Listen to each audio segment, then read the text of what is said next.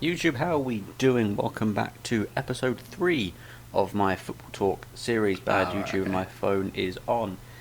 Yeah, another weekend of football done. Some interesting results, to be fair. Some predictable, some not so predictable.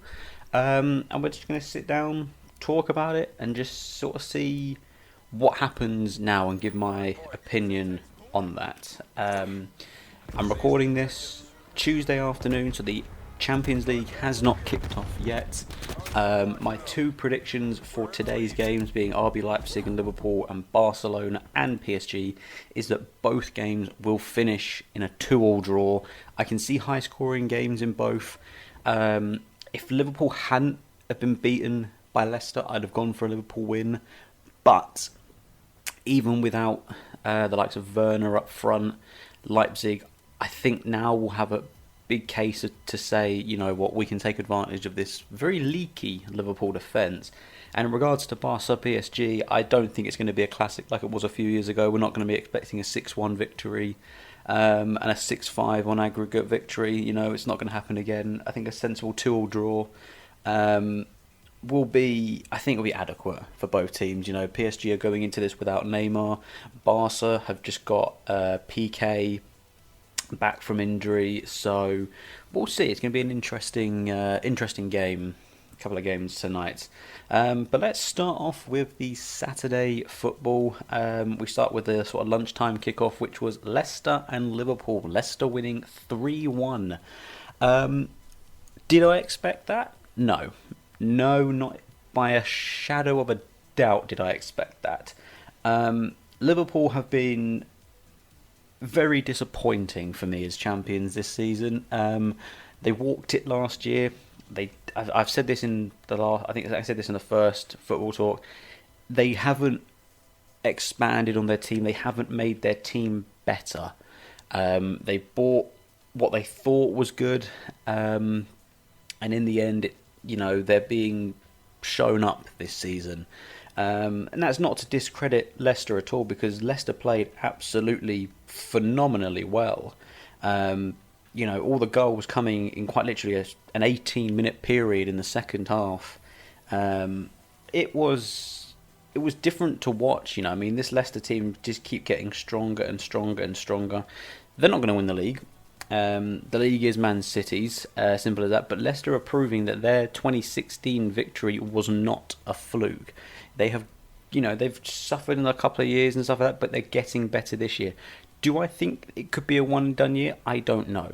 This year has been the weirdest season for football and stuff like that. You look at in La Liga, you've had Barcelona were failing for a long time. Now they're picking things back up again.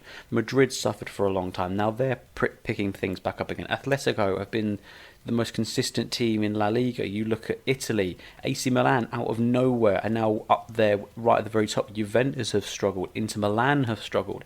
In Germany, Dortmund are closer to the relegation zone than they are to the top of the league with Bayern Munich.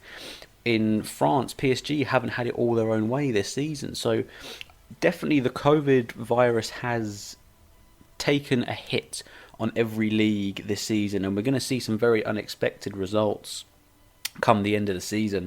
A lot of people saying, "Oh, this team are definitely going to win it." Yeah, well, I think you're wrong in that instance. But not to discredit. I mean, Leicester were phenomenal. Liverpool making mistakes again.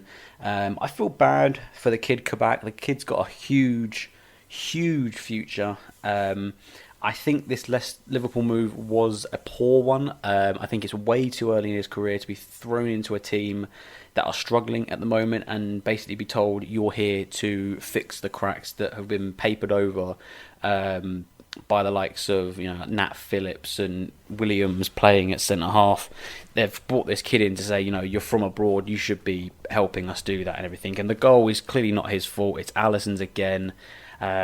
I don't know how much longer, as a Liverpool fan, you could be putting up with this performance for a goalkeeper that has been very consistent. I'm not Alisson's biggest fan, but at what point do you, as a team, say, do you know what, I've had enough of this, we need a change and stuff like that? You can't pick out Adrian because, he proved in the Aston Villa game early in the season, that he's not a top quality keeper. And unfortunately, the only other keeper you've got is a kid named Kelleher. So, as much as they think highly of the lad and everything, they are kind of stuck with Allison at the moment, not Adrian, Allison at the moment, and it's difficult to see where they go from here. Going into the 3 o'clock kickoff, Burnley just completely trounced Palace. Palace without Zaha are a relegation threatened team. You pick Benteke, Ayew and Batshuayi, 3 proven goal scorers, and you can't get them firing on all cylinders. It's extremely, extremely poor. Not to take anything away, Burnley just ran this game. 2 goals in the first 10 minutes, and then Matty Loughton scoring a very, very good goal to pretty much just seal a comfortable victory for Burnley. Neither of these teams are going to get relegated, but I fear more for Palace, knowing that without Zaha in their team, they are a team that will be in and around that relegation zone. If they lose Zaha in the summer, I think they will be down next season. We go into the evening kickoff, Man City and Tottenham. This was a hard watch as a Tottenham fan. City just completely dominated. The penalty is extremely contentious. You've seen them given, you've seen them not given. I don't think as a fan I can be too disappointed if it was given, if it wasn't. We played poorly. Lloris at fault for the second goal, as well as defensively. The third goal, people can say, oh, well, it's not Sanchez's fault. He's a centre-half. The ball is over the top. He's got to do something about it, whether it's get his head on it, do something with it. Don't just wait for the ball to drop and then trip over.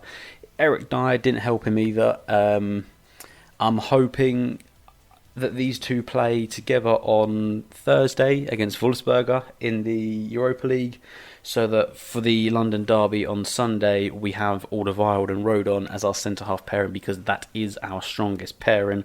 But City they are the best team to watch. They don't have to have Aguero or De Bruyne in their team. They completely bossed the game and stuff like that. Tottenham had their chances, they really did. The free kick from Kane before the goals even went in, extremely close, but Man City were just on top of it. They were, they're my champions. They are a team that started off this season very poorly, but have gone on this incredible run since losing to us at the Tottenham Hotspur Stadium. And for me, they've proven just why they are the most attractive team to watch, the best team to watch, and a team that will be lifting the Premier League title at the end of this season. Brighton and Aston Villa played out quite a boring 0-0 draw. Not very much to say on it. Brighton having 26 shots, with 9 of them falling on target. Emiliano Martinez has been probably one of the signings of the summer, signings of the season for me. He left Arsenal to get first team football. He's gotten that at Villa and he's cemented his place as number 1. And, he has been tremendous for him. Obviously, if he's not being helped by the fact that his team, really didn't do a lot for him and stuff like that, he definitely has saved them more times this season. I think Brighton will be disappointed not to get anything from that, considering the way they bossed the game throughout, but a 0-0 draw is what it ended up with. We go to Sunday afternoon, the Sunday lunchtime kickoff, Southampton and Wolves. Did I expect it? In a sense, yeah. I think Southampton are still reeling from the loss at United, the loss at Newcastle. They don't seem like the same team that was top of the league earlier in the season. They have struggled a lot. They probably would have been odds on to win. From what I know from the game, obviously the penalty is again a very contentious penalty. VAR is still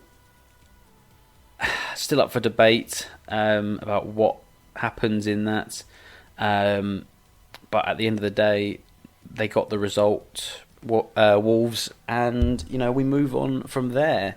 Pedro Neto has proven to me to be just a phenomenal player, and this is no offence to Wolves fans at all, but if Neto is still with you next season and everything, I do predict big things. If they can build on this season, Wolves, then, I mean, they've got a natural talent in this lad.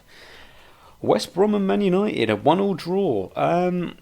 Good lord, did anyone expect this? I expected... To be fair, no, I really didn't. This is the same West Brom team that played at home to Man City a few weeks ago and got thumped 5-0. They took the lead after 2 minutes. Poor defending from Manchester United. West Brom definitely deserved the lead. And it took a brilliant Bruno goal, let's be honest, to get them back into it. But, United didn't offer anything at all. You look at the stats, United 10 shots to West Brom 7. Possession-wise, 73% to 27. That sort of stuff should be, you should be punishing teams, and it just goes to show that possession doesn't win football matches. You've got to put the ball in the back of the net.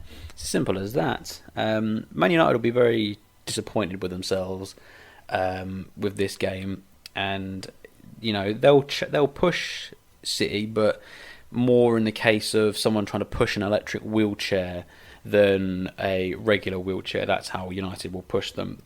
Arsenal beating Leeds. Now, this was always going to be a funny fixture. The draw earlier on in the season, which Leeds should have won. Arsenal were very good, but they soured the victory because they went 4-0 up. They were 3-0 up at half time. The first penalty is not a penalty, from my opinion. It's very, very soft. But Aubameyang just ran. He ran the show. He really did. The second penalty is a little bit more. But, that is how we are in football nowadays and stuff like that. But, yeah, for me, Arsenal threw it away as soon as they brought Willian on.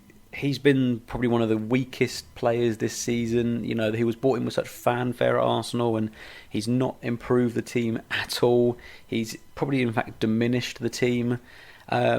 Leeds definitely deserve their 2 goals. The Strauch goal and the Helder Costa goal. You generally thought, they could actually do this and stuff like that. I mean, Bamford was lucky.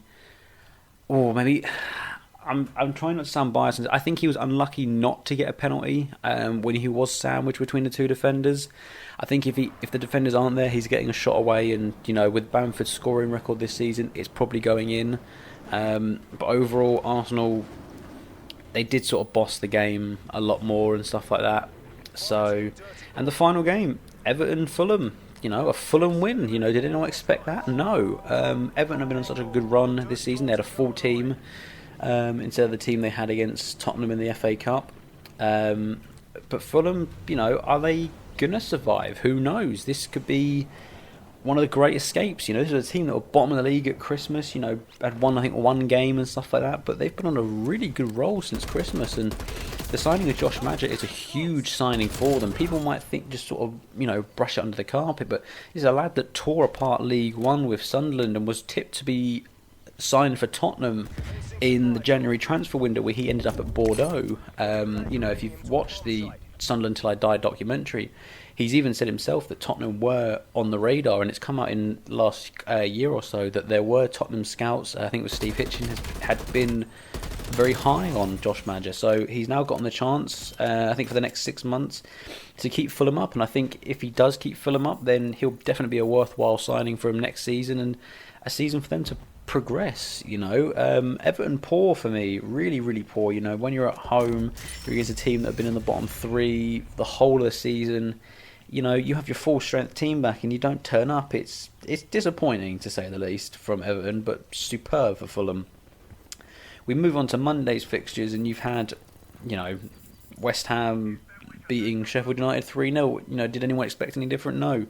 This West Ham United team have been a thorn. They've slowly risen from the ashes, and they've come out as a genuine top 4 contender, and I don't think a lot of people expected that. Overall, they have played some really, really good football and stuff like that, and I think the 3-3 draw at Tottenham back in November or October, whenever it was, really shook them up and everything. They were 3-0 down, they brought it back to 3-all, and since then, bar a few odd poor performances against Liverpool at home, they have been very consistent. And I think if you are a West Ham fan, you're delighted right now and everything. They don't have to finish fourth, they could finish sixth this season and their fans will still be extraordinarily happy, because West Ham going into the season weren't predicted for a lot. They were probably predicted for a bottom half finish, and they've proven the doubters wrong. Sheffield United, this is a final nail in the coffin for them. They are, in my opinion, officially down. It's disappointing, but they could never improve on the team they had last year. They never capitalised on it. And it's going to be disappointing, but they'll have to sort of go down with their heads held high, see what they do in the Championship. Can they bounce straight back again? Who knows? But yeah, for right now and everything, it's the final nail in the coffin for them.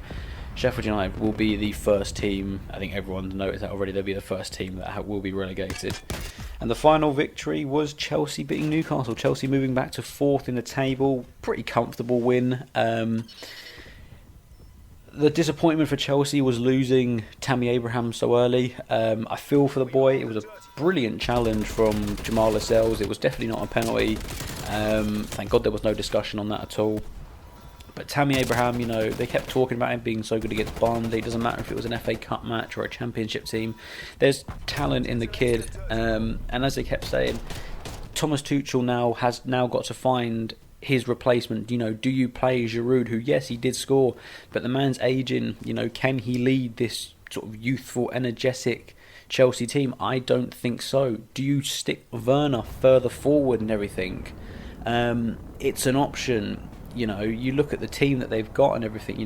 They're sticking with this 3-back and Hudson-Odoi playing that sort of right mid role. They then got Mount and Werner in behind the striker. Is it time to unleash Werner as a centre forward on his own with Mount and I couldn't tell you who you could put behind there and stuff like that? Potentially put Havertz or Ziyech behind him. Give them a proper go.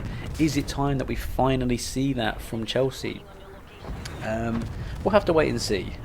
Newcastle, they definitely did play well.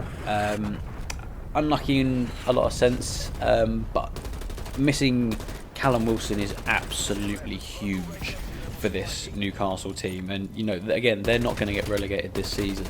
But, losing Wilson now until I think it's at the end of March, beginning of April, they're going to struggle these next few weeks to pick up results, in my opinion. If we look across to the rest of this week, there's 2 fixtures this week on Wednesday. So tomorrow you've got Burnley at home to Fulham. Both teams on the back of very good victories. That's a tough call. That's a very tough call for me. I would play it safe and go for a draw. But I think the emphasis is probably more on Fulham to get a result. They go to Everton and get a victory. Can they go to Burnley and get a victory? Sean Dyche's teams are notoriously difficult to break down at home. But I think as a safety bet and everything, I would go for a draw between these two teams. If you're more inclined to go for one team, though, I would probably go for Burnley. They are a force at home, and they are going to be difficult to break down. You've then got Everton and Man City, which is the late kickoff on Prime Video. Everton at home. I'm sorry, this goes in City's favour. City will know what happened at Goodison for what Fulham did to them. And I do believe, on the back of a 3-0 victory at home to Tottenham, they'll go to Goodison Park, and I wouldn't be surprised if Man City put 3 or 4 past them, no matter who's in goal for Everton, whether it's Olsen, whether it's Pickford. Man City will steamroll that game. And that is pretty much it for this week and stuff like that. If we look at the fixtures going forward for the weekend, there's so many still to be confirmed and everything. But if we start with Friday evening on BT, you've got Wolves at home to Leeds.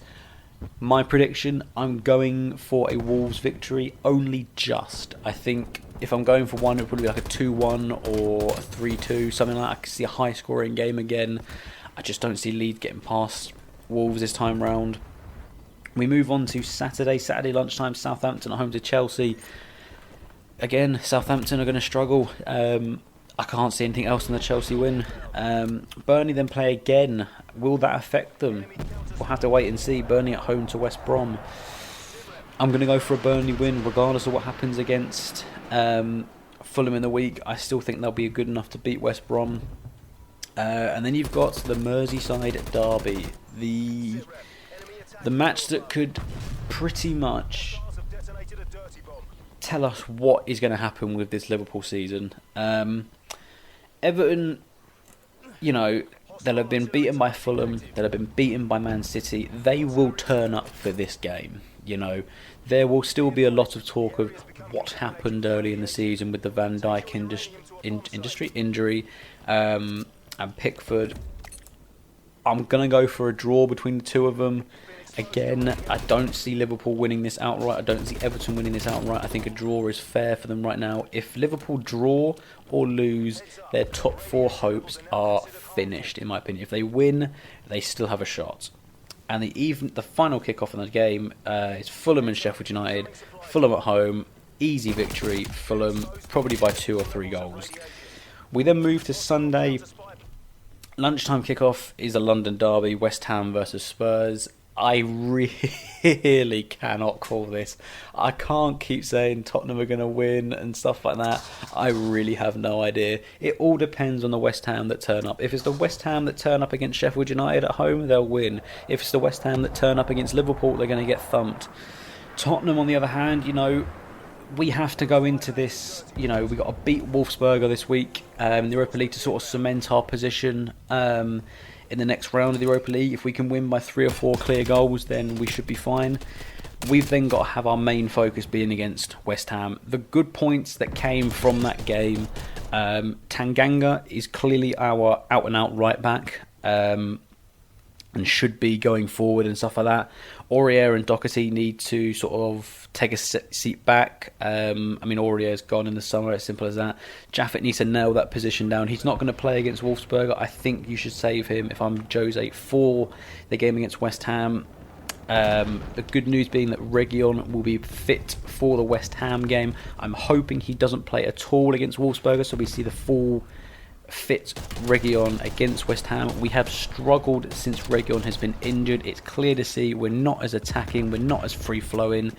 He is definitely the player that needs to play, and Bale proved, for even if it was a small second, that he still has that talent and everything, that fancy footwork on the edge of the City box, and to get a shot away with 3 or 4 people around him. That is the Bale that will kick on now. I would start Bale against West Ham. If Bale starts and Tanganga starts and Reguilon starts, if the midfield 3 for me is Ndombele, Højbjerg, and let's throw a name out there, I would probably go for Ali. If that's our midfield 3, I can see a Tottenham victory. If the players don't play, I will go for a West Ham victory.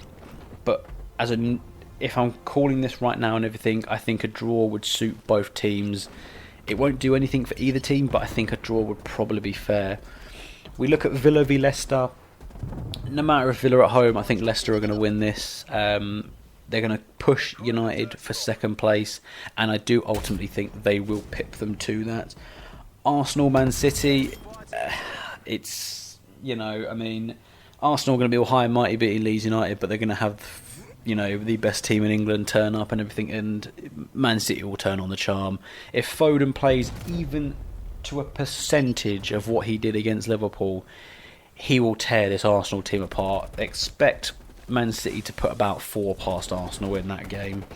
Man United, Newcastle should be a relatively easy one. With Newcastle missing so many players and stuff, that doesn't matter what Darlow is going to do in goal.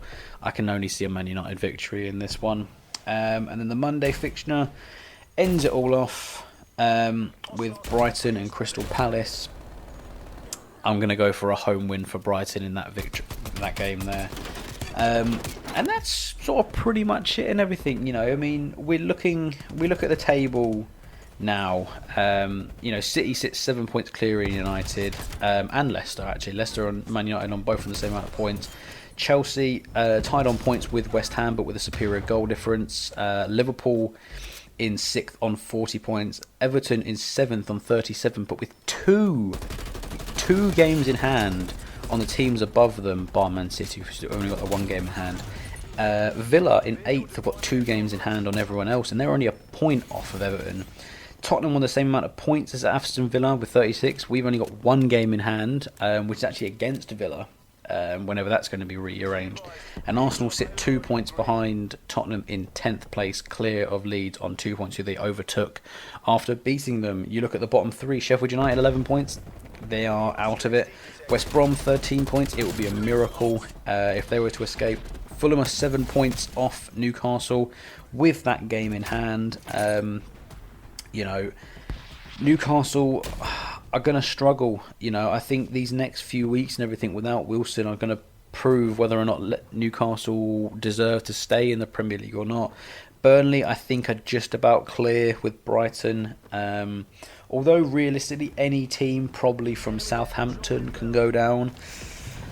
I can really honestly see Newcastle or Burnley in the same point on that because of the points and everything as well. Brighton, I think everyone from 15th downwards and everything can still go down. My predictions though are still going to be Sheffield United, West Brom and Fulham. And I think I'll leave it there for this week and stuff like that. I will be making a VAR video very soon, probably at some point this week, and sort of just discuss my feelings towards it, the pros, the cons, the goods, the bads, you know, and just see, you know, what is the ultimate outcome for VAR, not just in the Premier League but in football as a whole. So thank you very much for listening. Like, subscribe, my social media links are in the description as always. Leave your comments, tell me what you think or what you thought about the weekend's games and everything. What's going to happen with the Premier League, who's going to win it, who's going down, who's finishing top four. Just get a real insight to see what is going to happen come May when the Premier League is over. Guys, I will see you all in the next video. Take care and peace. Commencing vehicle drop.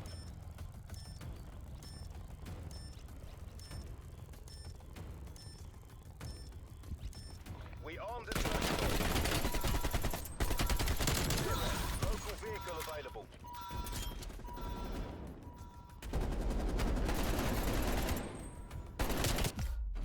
Enemy counter spy plane inbound. Dirty bomb detonated. Well done.